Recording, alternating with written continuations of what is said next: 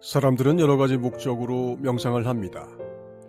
몸과 마음을 쉬거나 고르고 조절하는 용도를 정하기도 하고, 때로는 목표에 정신을 집중하기 위해서 명상을 하기도 합니다.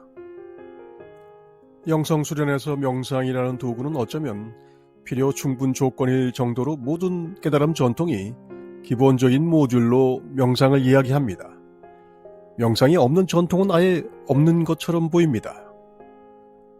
그도 그럴 것이 결국 의식 수준을 상승시키는 에너지를 투여해서 효과를 볼 수 있는 곳은 의식이 살아 숨쉰다고 할 수 있는 감각, 지각, 인식의 최전선이기 때문입니다.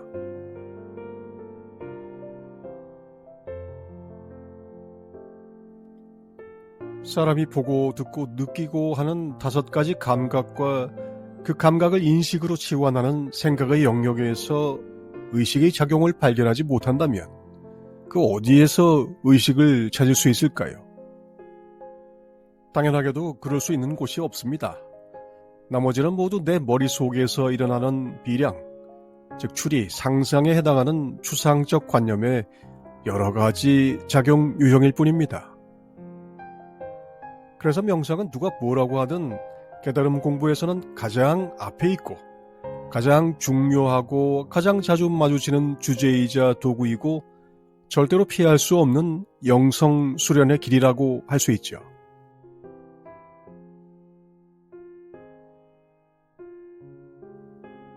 명상 전통은 그 갈래 길이 정말 많아서 일일이 분류하자면 책을 써야 하는 일이기는 하지만 고대 전통을 이어서 이 분야에서 최고조를 이룬 것은 역시 초기 불교라고 할 수 있습니다.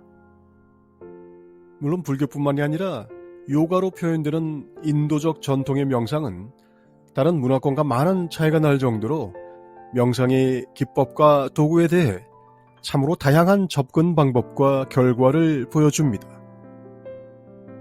시바가 전했다는 탄트라 비전에는 112가지의 수행법이 있었다고 하는데 이것은 문헌으로 정리되어 있기도 하니 궁금한 분은 한번 찾아보는 것도 좋겠습니다.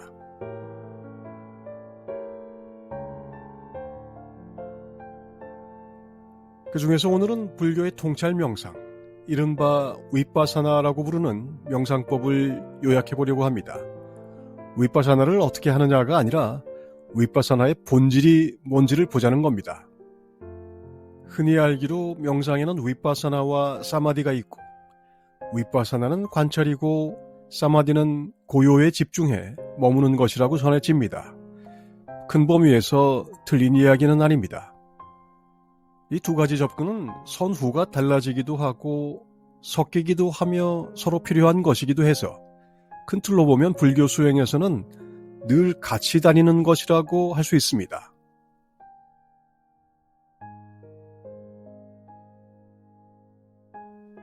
그런데 위파사나를 관찰하는 명상이라고 했을 때 우리는 무엇을 관찰하고 무엇을 통찰하게 되는 것일까요?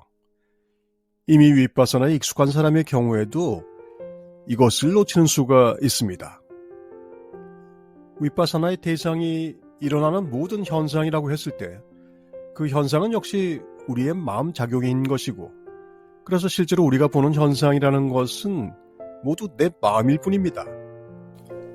그렇다면 마음의 고요한 중심 자리를 보겠다는 사마디와 위파사나가 다를 바가 없지 않느냐고 할 수 있습니다. 그렇습니다. 본질적으로 최종 목적지는 같습니다. 텅 빈 그것입니다.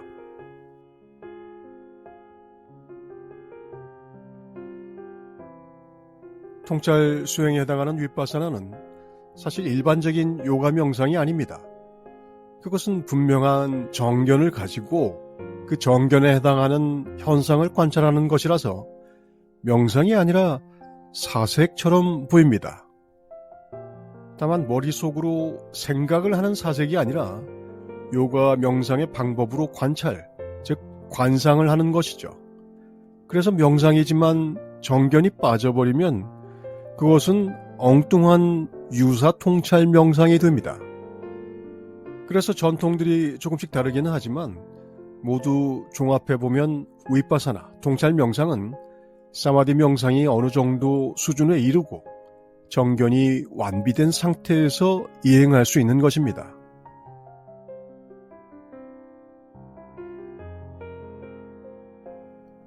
초기 불교에 해당하는 상주하부에서도 명상은 지각이 연속되어 밀집된 형상에 대해 환영을 없애는 것을 목표로 하는데, 이것은 불교의 삼법인에 입각한 것입니다.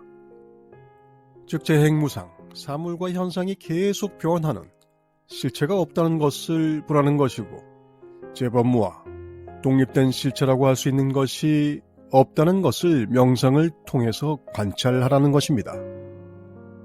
이것을 생각으로 사색하는 것과 사물과 현상에서 관찰하는 것은 전혀 다른 것이기도 하지만, 이런 명상을 이행할 수 있는 의식 수준과 힘의 차이가 분명히 있기 때문에 다른 것이죠.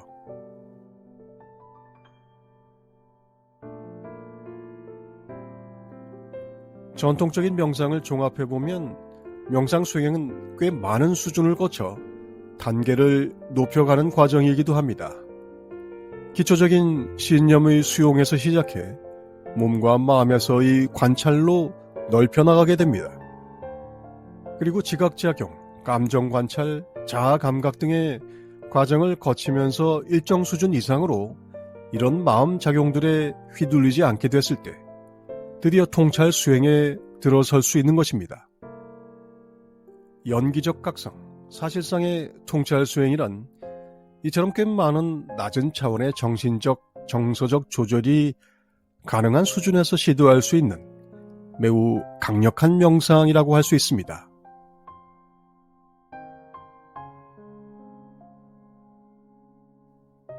우리는 늘 자각하라고, 때와 장소를 가리지 않고 명상할 수 있다는 말을 자주 듣습니다. 그런 태도를 갖는 것은 사실 수행자의 기본입니다. 중요한 것은 기본의 내용입니다.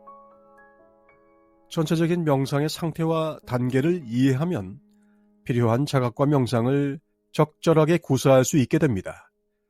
그래서 앉고 눕고 서고 걷고 하는 것에 앞서서 명상의 체계도 이해해야 합니다. 평화를 찾아 명상으로 들어왔는데 명상도 꽤나 복잡합니다. 하지만 알고 보면 이 정도의 내용으로 진리의 길에 이르는 최소한의 준비가 완료된다면 이것 또한 축하할 일입니다.